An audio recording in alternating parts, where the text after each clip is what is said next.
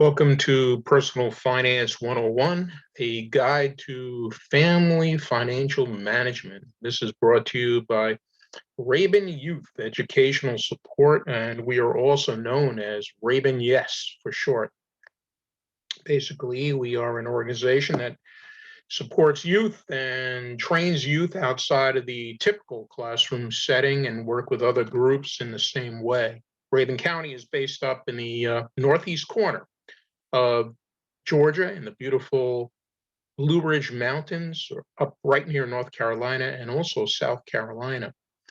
Let me just share with you a bit of who I am. Name is Tom Buckridge, and I have been in banking and finance most of my career and most of my adult life, certainly. And following 30 plus years in banking, I decided to do some financial consulting with businesses, corporations, that sort of thing. But my purpose right now in this curriculum is to provide to you all a course that we had established, I'd say about 2 years ago or so, and had worked with youth in person. With COVID-19, we decided to put this on YouTube presentation, make it easier. And to that effort, I wanted to explain the point of all this. And certainly our target audience is youth, somewhere in the, I'd say, middle school up through high school, to include their parents, who often do not know a whole lot about budgeting and finance. We're finding that's the case in America. Let me expand this and show you this if I could. Put myself off to the side.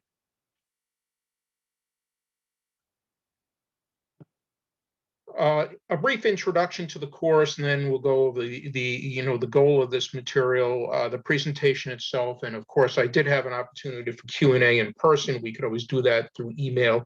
I will give you my email at the end of this. As a point of introduction, even though I've been in finance and banking all my life, I am not a registered agent in the term that the SEC might use it. I do not sell securities. I have an MBA in financial management, but I do not sell anything. So don't consider me a broker, because I am not. We have no interest in selling any specific products, and we do highly recommend that if you get into lifetime planning, financial planning, that you hire a certified financial planner toward that end, or certainly somebody, a professional for fee or otherwise, who knows what they're doing and they are accredited. But I highly suggest a CFP, Certified Financial Planner, as you move along. The goal of this material is a broad overview of home finance, budgeting techniques, and such. We have a limited amount of time, so we can't go into it as in-depth as we would in a classroom setting. Presentation is Finance 101. It's very similar to the kind of thing Boy Scouts might undergo in something called personal financial management. And I have personal management. They have a merit badge, and I also teach that, and I have taught that for many years. So let's move along on this if we can.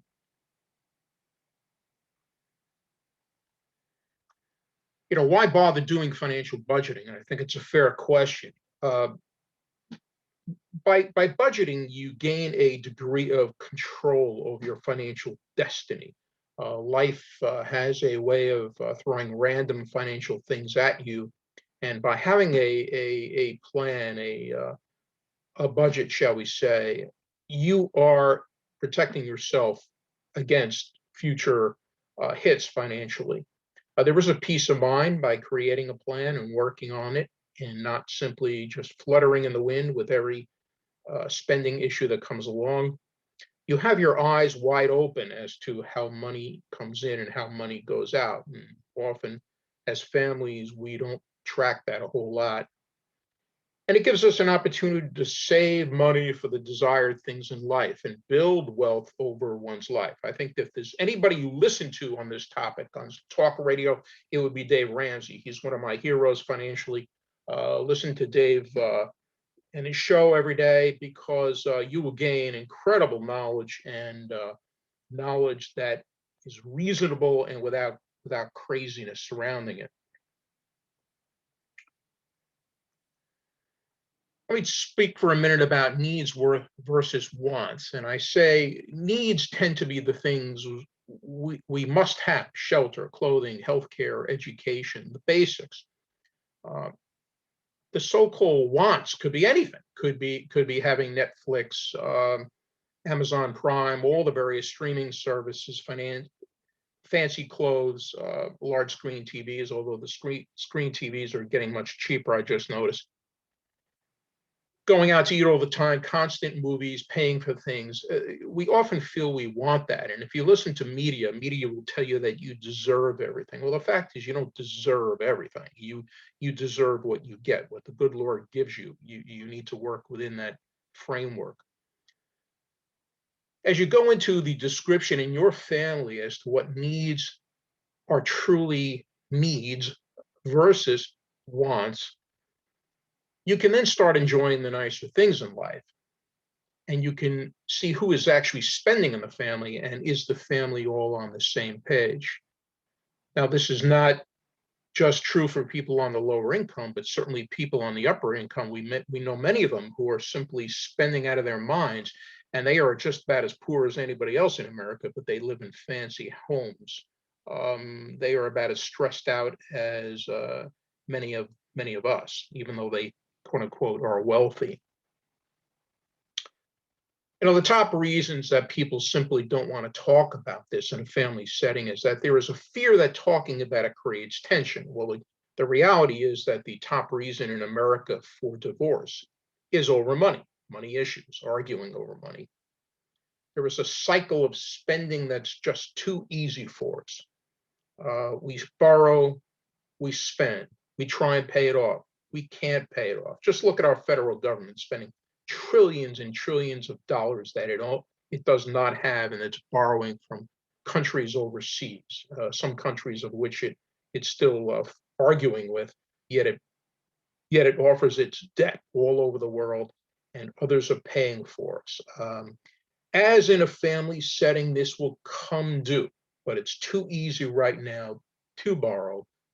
Interest rates are very low.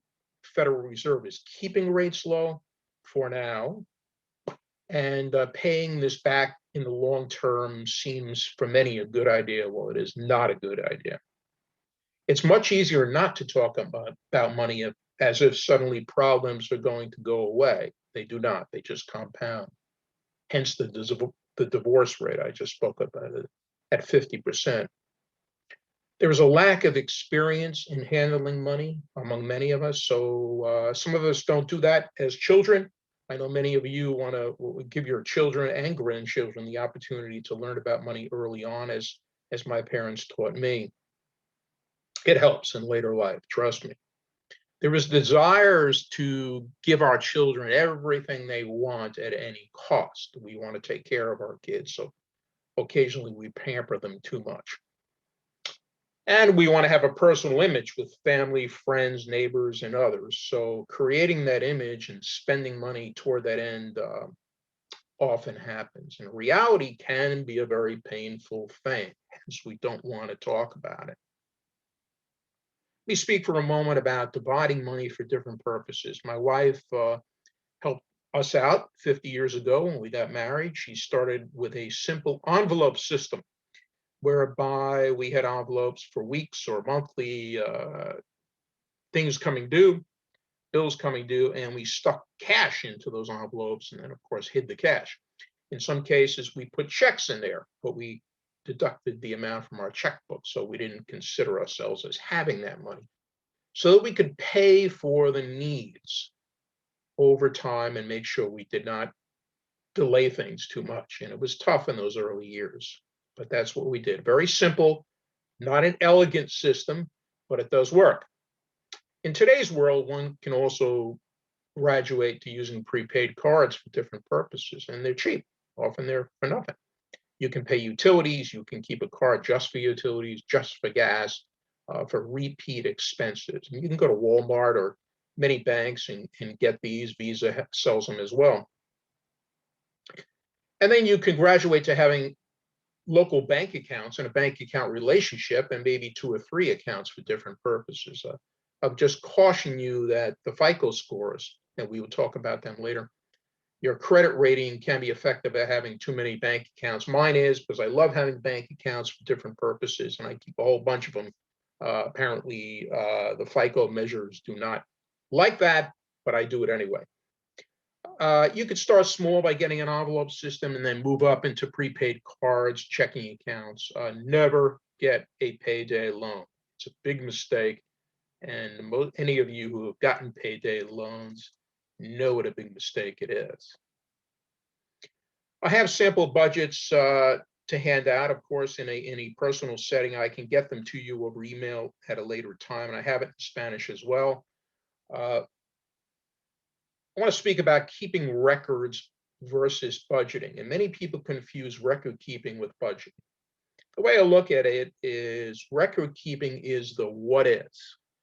What exists? It's the recording of what exists in your life. Budgeting is the what could be.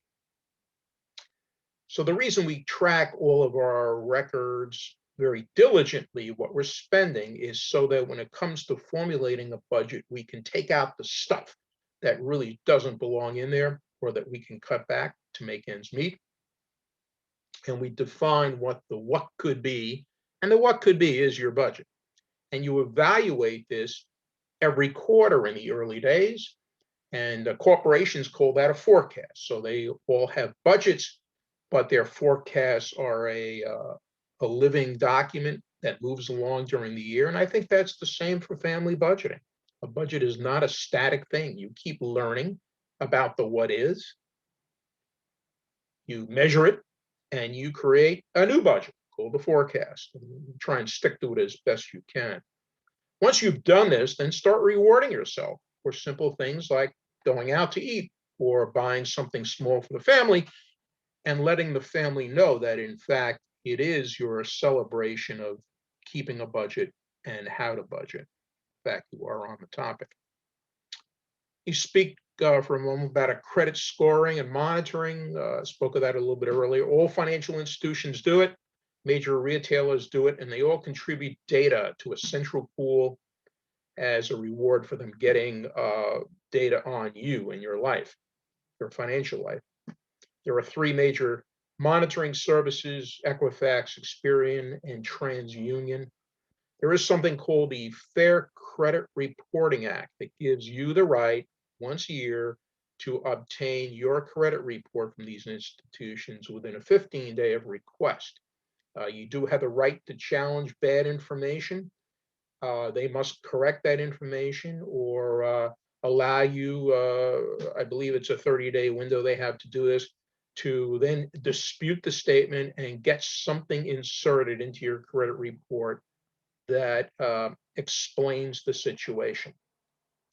Negative information must be purged on your credit report, from your credit report, I should say, in 7 years, and bankruptcies after 10 years. So bankruptcies live with you a long time. Bankruptcies are not an easy out to getting out of your financial problems.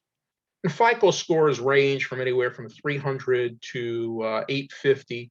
Of course, a 720 is an excellent score, and most people fall within the fair to good range. Good range being 690 is a good score, anywhere from there to the low 700s. And there are many things that affect that score.